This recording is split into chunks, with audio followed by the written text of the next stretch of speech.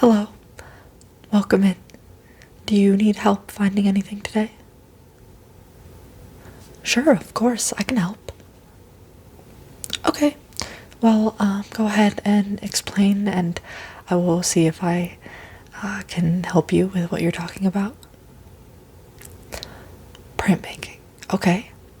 That's awesome. That works out. I actually am a printmaker myself. So you're looking to get into that. That is wonderful news. I'm always happy to have, we are always happy to have another printmaker in the community. And it is a whole world to explore. Okay. Alright, so you saw some on Instagram, you're not sure where to start. Yeah, well, I've seen a lot of art Instagram accounts popping up, and printmaking accounts, as well as people who just have no sort of official training in printmaking, also experimenting with that. So I think it's really wonderful that it's been spreading in this way. So you're curious about like the different types. Okay, well, we have supplies for almost all of the printmaking techniques that are out there. And so maybe we can just go over some, and you can let me know like which one you're interested in. Perfect. Okay, so I like to draw this little diagram for people. I have my little paper here to kind of explain it. So the first one, and this is probably what you've seen the most of, and probably where we'll start you, but I'll just explain it. Well, let me start from the beginning. What is printmaking? Printmaking is any process that involves a matrix, that is a surface that has some sort of image, and then something to transfer onto, usually paper or fabric, and then pressure. So anything under that process. So there's four main types of printmaking that fall under that category. So first is relief printmaking. It's called relief printmaking. And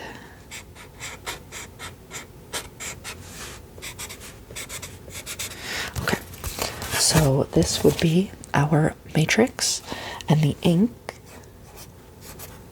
the black part is the ink, sits on top of the block, and then carved away, these recessed areas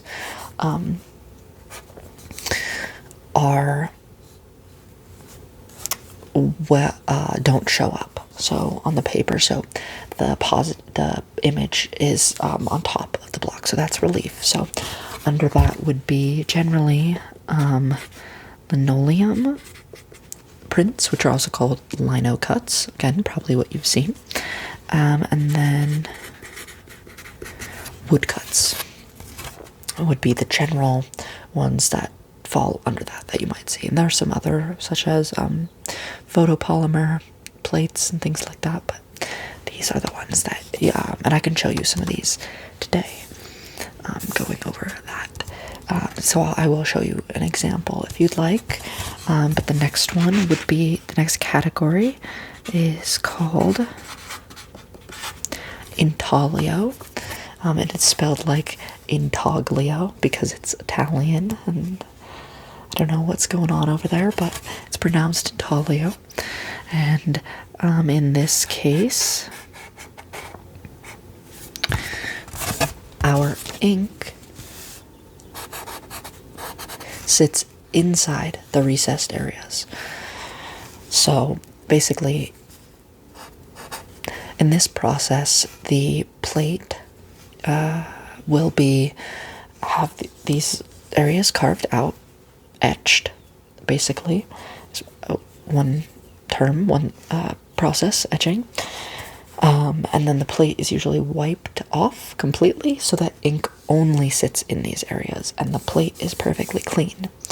And then the pressure makes the paper kind of dip down into these areas so that the line work will show these. So these are kind of negatives of each other. These tend to have more like fine line type thing, finer detail, but it varies a lot. So under that would be like etching, engraving,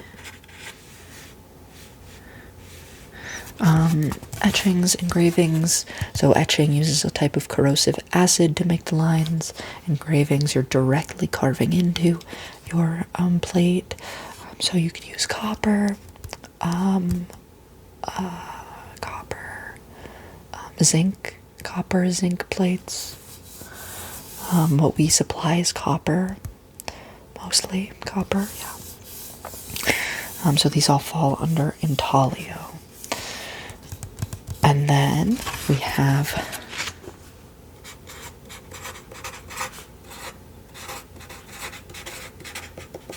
the next category is planographic. I'm not sure if I spelled this right. I'm not even sure if I spelled relief right. The I before E thing. Anyways, planographic. So this would generally cover what is called lithography. I'm less familiar with this process, to be honest, but basically, for example, this is a rock. So lithography is done on either a plate or a stone, like a thick limestone, and planographic means you are changing the chemical makeup of a surface in order to print. So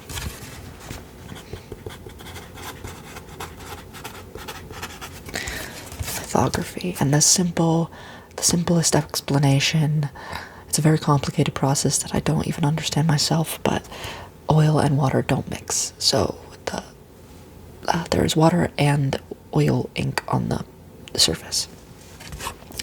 Then the last category would be stencil printmaking. And so this would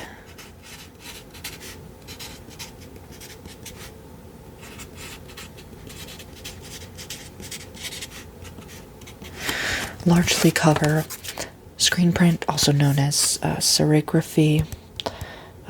That's just a fancy term for screen print. So you've probably heard of screen print, seen screen print. There's basically a screen with a stencil, either painted on or burned on with emulsion, and then you pull ink through that stencil onto your surface, either like a t-shirt or paper.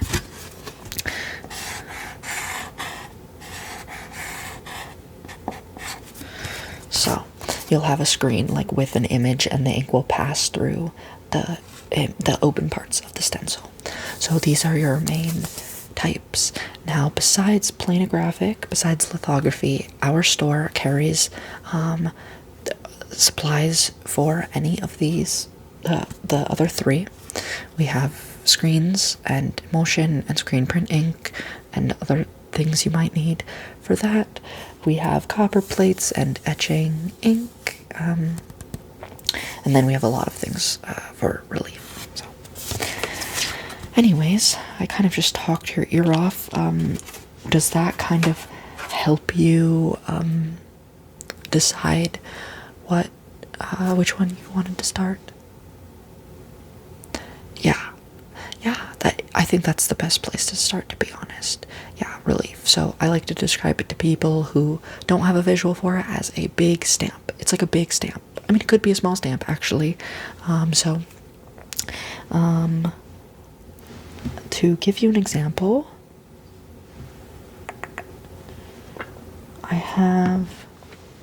let me just go grab everything I need to show you the supplies you might want to look at, and then I will be right back and we can look through it together.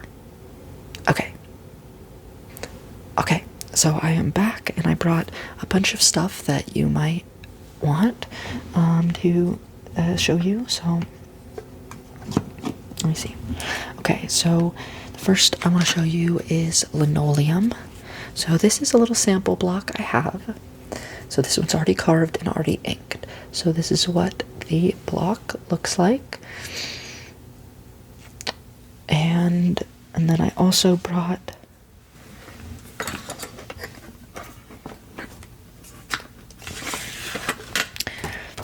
an example of what it looks like printed.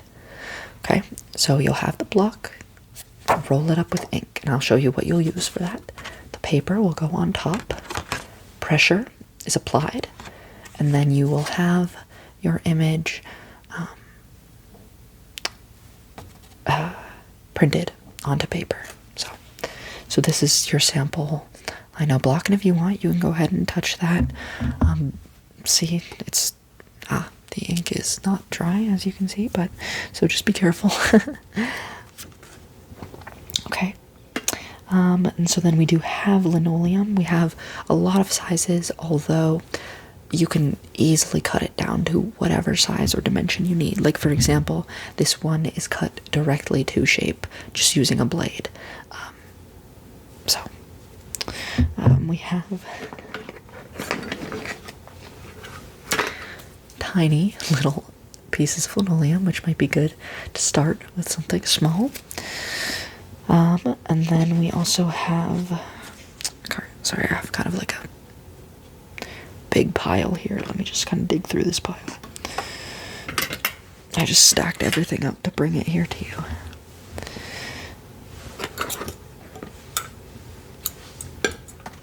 Okay. So here's another sheet of linoleum we have. Smaller.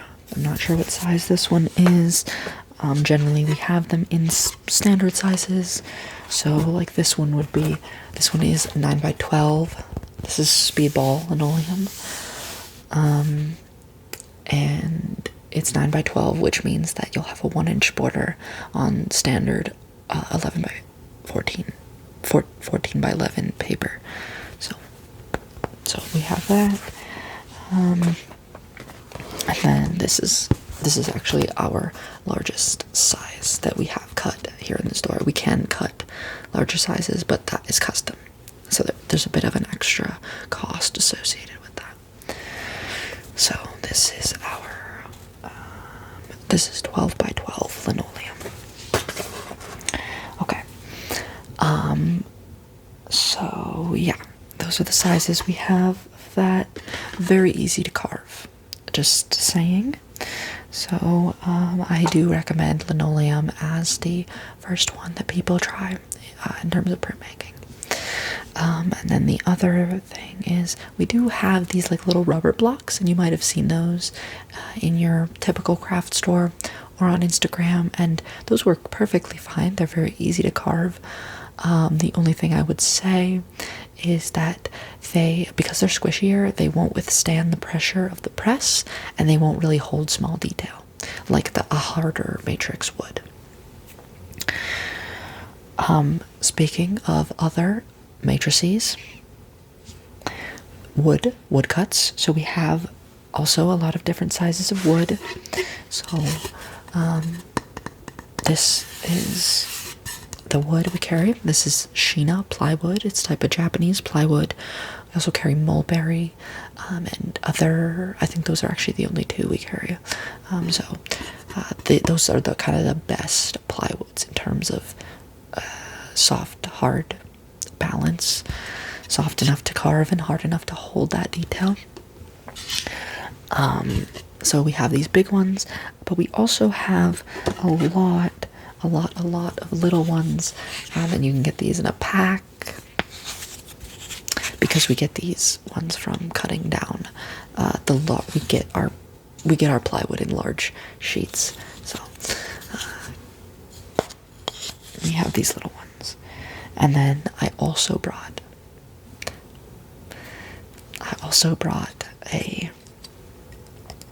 I get very excited when I talk about printmaking, so I hope I'm not talking too fast for you. Here's a sample woodcut block. So the black part is what prints, just like linoleum. The black goes on top, and then what's carved away are these little details of the tiger face.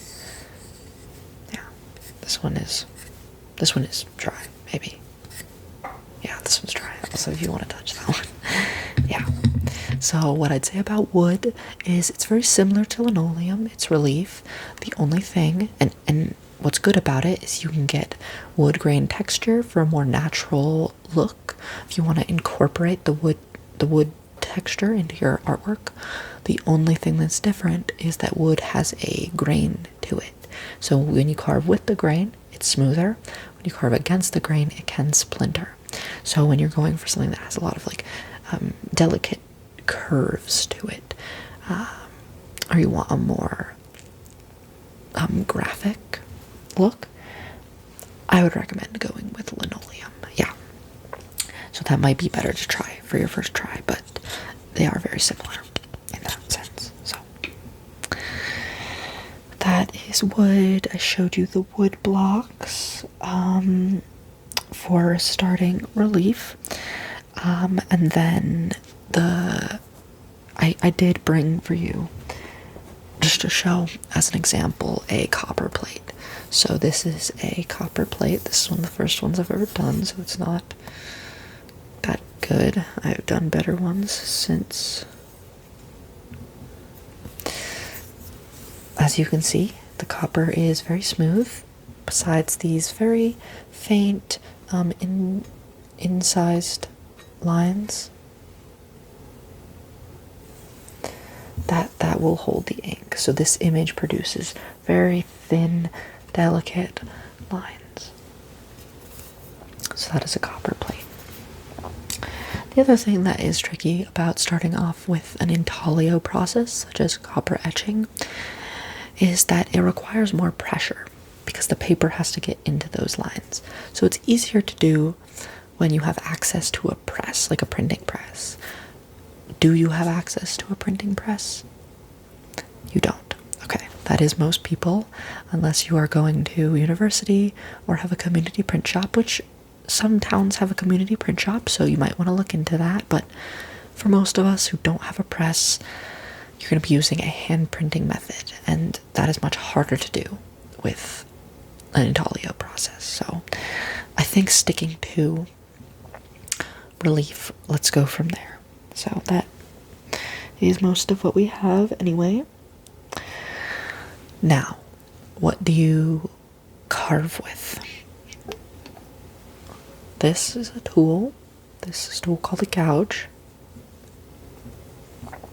This is a Western style gouge. So you put your palm, put this bulb in the palm of your hand, and you carve like this. So they come in different sizes. So this is a large size that'll clear away large areas of the block. And then we have kind of this medium U shape. So there's different shapes. There's generally V gouges and U gouges that come in different sizes. So that this is an example of a medium-sized U gouge. If you want to take a look, you can touch any of this stuff, by the way. And then we also have, and this is for like very thin lines, this V gouge. It's very small and produces very small lines. So, and you can touch this one as well.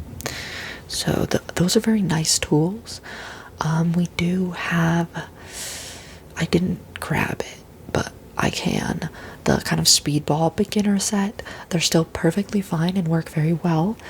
They kind of screw, the back screws off and holds a bunch of different tips that you can screw into the tool. So it'll have like a larger one and a smaller one, and it's good because it's one tool that holds all of these different tips, and that one might be more affordable. I would say that one's like $15 for that one that has all the different tips, versus each one of these is $20. So yeah, and feel free to ask for the prices of any of these. You can find them all in the printmaking aisle, but because I have them all pulled out for you if you want any of these. Yeah. So you'll carve away, you'll have your image. So let's say you have your linoleum and you have your image carved into the linoleum. Now, how do you print it? So you'll need ink. We have a few different brands of ink at different price points. So this is our Speedball water-based ink. Water-soluble, non-toxic, water cleanup. So yeah, this is a water-based ink. These are much easier to clean up than oil-based inks because you can just use water and soap. Even just water and wipe it off. So,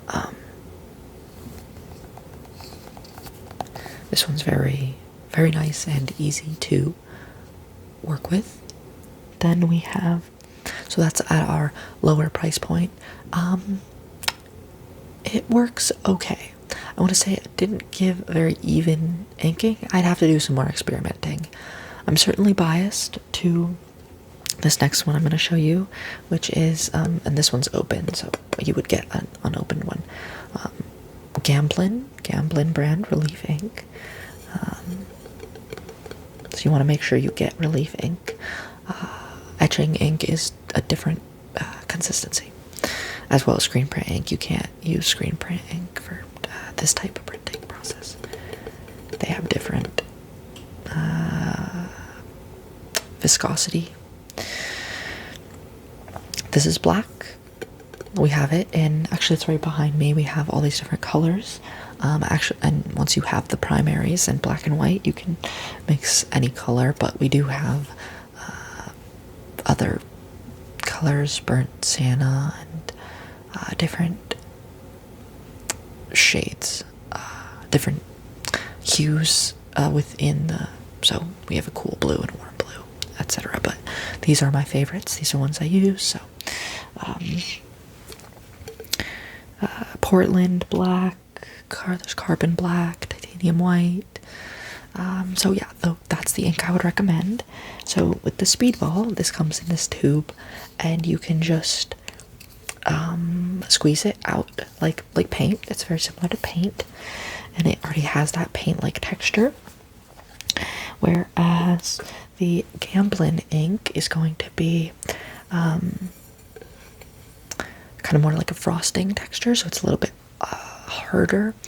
And you're going to use a, where did I put it?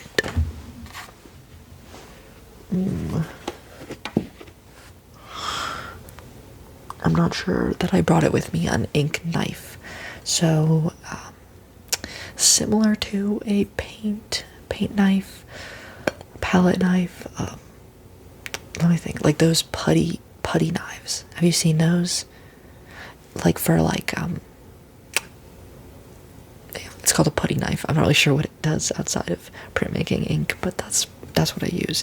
We do have specialized ones, but we also have putty knives, and those are cheaper, and they do the trick, because all you're doing is you're gonna take the ink out with the knife, put it onto your palette, which would be a sheet of glass or plexiglass, and then you put a very small amount, just a little line of ink. Next, you use a brayer, which I'm sure you've seen if you've seen this process before on like Instagram.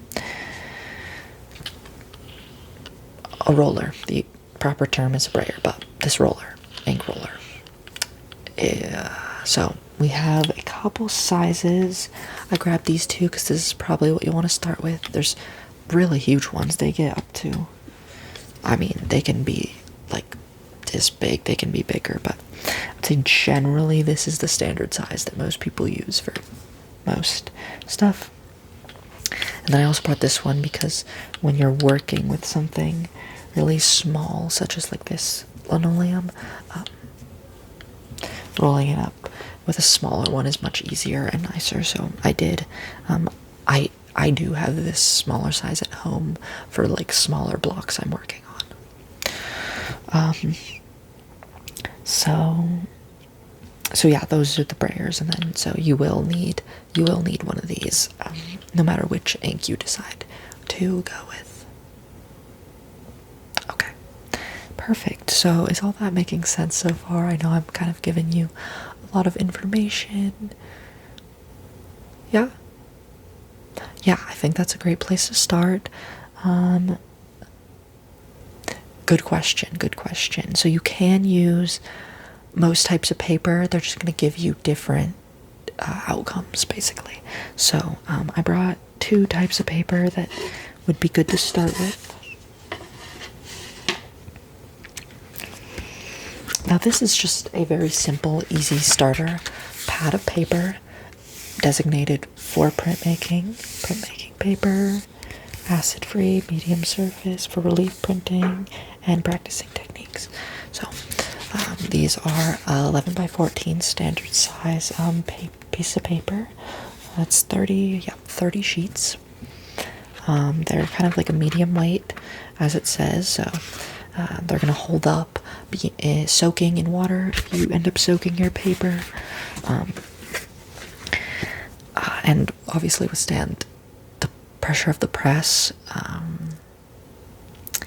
So that one's a good one, but we have a whole paper section. Paper is a whole world in and of itself that I would love to explore paper making, but the basics, there's different weights of paper, there's different kind of sizes of paper, acidities, color.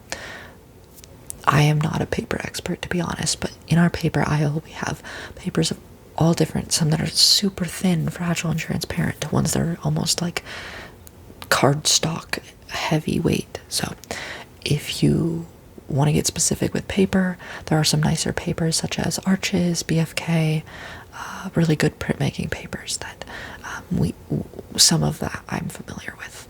But a pad like that is totally fine to start with. It totally works. I print on that still, as well as using the nicer paper. People can get snobby about paper, tear it to show off the edges and the this and that, and there's definitely something to be said about the craftsmanship, but don't be intimidated by paper. It's just paper. So, and then I also brought this is kind of just for fun, but it's actually really nice paper. These like cards, printmaking cards, so acid-free, white. It's 10 cards with envelopes. Natural white printmaking cards offer a medium textured surface that is soft yet durable.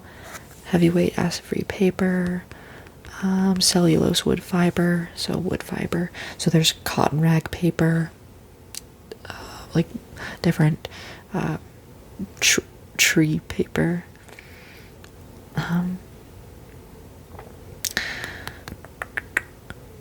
So this one is kind of cool. And printmaking is great because you know, some people are like, why choose printmaking when it's such a technical process, when it's so technically focused and time consuming. You know, I can spend 30 hours planning and carving a block and printing, and even more hours printing, and it's like, why? Well, one of the benefits of printmaking is making multiples. So in a series, I mean, really, you can make as many as you want off of one matrix. You just keep inking it and printing it. You can have one drawing, but make, 100 copies of it. So, like with the cards, for example, you make one drawing and you can send 10 identical cards to friends and family. So printmaking is great in that sense. Another thing I love about printmaking is the element of surprise. There's a certain element you can't control, things that the process in a way decides for you, and so I love to carve my image and print it, and then once I print it, I see finally what it looks like and what the final result is. That unlike drawing and painting, where you watch it build up and you watch the process, and by the end you followed it to the end. This one, there's sort of that gap. You work on it the whole time, but then until you pull your first print, you don't really know what it looks like. And that's true for certain processes more than others. But it is a whole world. Please come back to the store at any time to ask me printmaking questions. I would love to answer them to the best of my ability. I'm always learning myself. Like I've said, I've never done lithography, so that is a whole world I've never explored. But if you have questions about screen relief or intaglio, or anything really related to art, I can do my best to answer your questions, or at least point you in the direction of, one of my colleagues or other resources that I can help with. So, with all that being said, what would you like to purchase today, if anything? Okay. Okay, let me grab that one for you. I think this is a good size, medium, to work with. Yep. The small one. Okay, perfect. The small one, and then yeah, we can order that one for you if you'd like. I really thought we had it somewhere. Yeah, the speedball. Okay. I will go hunting for it, but if not, we can order it for you. Okay. I'll just go look really quick. Okay, so yeah, I didn't find it, so I'll go ahead and order that too, and we can order it to the store or to your home. Okay, that works. Okay, and then the ink. Yeah. Okay. That's good. Very easy to clean up. So I think that's a good start. And if you're unsatisfied with the quality, just bring it back and return it, and we can get you set up with a better ink. We do have a couple other brands that are kind of yeah, of different price points and qualities. So that is a good start. And then, did you need anything else? So you would need something to carve this with. Yeah, so you can't really start until you have something to carve it with, but let's get you set up with that. Do you have an account with us? Okay, let's get you, would you like to join? Okay. What's your name? Is that 2 S's? Okay. Phone number? Okay. Thank you. And then email address?